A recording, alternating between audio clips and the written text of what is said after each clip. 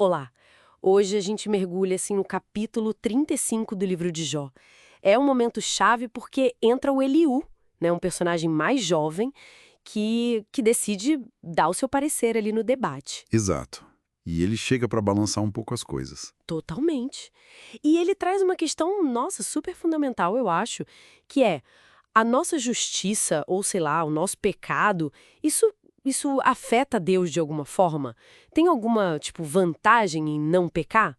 Ok, vamos tentar entender isso melhor. É. O fascinante aqui, na minha opinião, é como Eliú meio que desvia o foco, sabe? Os outros amigos de Jó estavam muito naquela linha de causa e efeito direta, né? Pecou, sofreu. Foi justo, vai ser recompensado. Eliú não. Ele foca mais na transcendência de Deus. Tipo, Deus está lá em cima, numa outra esfera, e o impacto das nossas ações, bom, segundo ele, o impacto é mais aqui entre nós humanos. Entendi. E ele já começa confrontando Jó, né? Logo nos primeiros versos, 2 a 4. Ele basicamente pergunta: Joba, você acha mesmo que está certo em dizer sou mais justo que Deus? E que história é essa de perguntar que vantagem eu tenho em não pecar? É quase um choque de realidade ali, né? Exatamente. Um questionamento bem direto sobre a motivação da retidão. É como se ele dissesse: será que você está fazendo as perguntas certas, Jó? E a resposta dele ali nos versos 5 a 8 é bem visual, eu diria. Ele fala: olha para o céu, vê as nuvens. Tão altas, né? É para mostrar essa distância, essa, transcendência que falamos. Uhum. E a conclusão que ele tira disso é: seu pecado não vai prejudicar a Deus. Sua justiça não vai beneficiar a Deus. O efeito real para Eliú está aqui embaixo. Ele diz: sua maldade afeta outro homem como você. Sua justiça, os filhos dos homens. Se a gente olhar o quadro geral, é isso. As consequências morais se desenrolam mais horizontalmente entre as pessoas. Essa ideia é forte, essa separação entre o divino e o impacto direito humano. Mas aí, como fica a questão do sofrimento, do clamor dos oprimidos, que é algo que Jó sente tanto na pele? Isso nos leva para os versos 9 a 11. E aí a coisa fica bem interessante, eu acho. Sim, fica mesmo. Porque o Eliú, ele não nega o sofrimento. Ele diz que as pessoas clamam por causa da multidão das opressões. Ele vê isso. Mas ele adiciona uma crítica. Diz que, nesse clamor todo, quase ninguém pergunta: onde está Deus, o meu Criador? Aquele que dá cânticos na noite, né? Uma imagem linda, aliás. Cânticos na noite. Pois é. A crítica parece ser sobre a qualidade desse clamor. Falta uma busca genuína pelo Criador, para uma sabedoria, um consolo que vá além da circunstância. Entendi. Então, para Eliú, não é só gritar contra a injustiça. Tem que ter uma direção nesse clamor. Uma intenção mais profunda. Parece que sim. E talvez seja por isso que, na visão dele, muitos desses clamores ficam sem resposta. É o ponto dos versos 12 e 13. Ele argumenta que Deus não responde por causa da soberba dos maus e que Deus não ouve a súplica vã.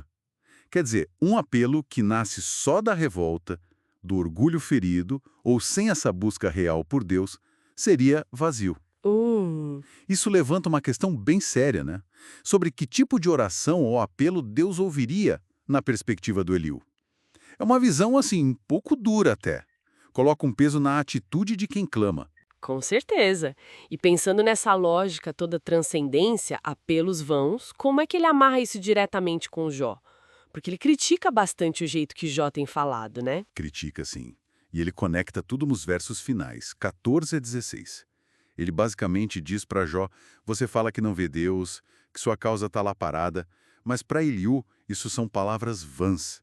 É o multiplicar palavras sem conhecimento. Forte isso. É. Porque na visão dele, Jó está partindo do pressuposto errado, esperando que Deus haja ou seja afetado de um jeito que, para Eliú, não condiz com sua natureza transcendente. Jó estaria muito focado em si mesmo, na sua própria justiça e sem a devida reverência, talvez. Sem entender esses caminhos divinos que Eliú acredita serem diferentes. Faz sentido dentro da linha de raciocínio dele.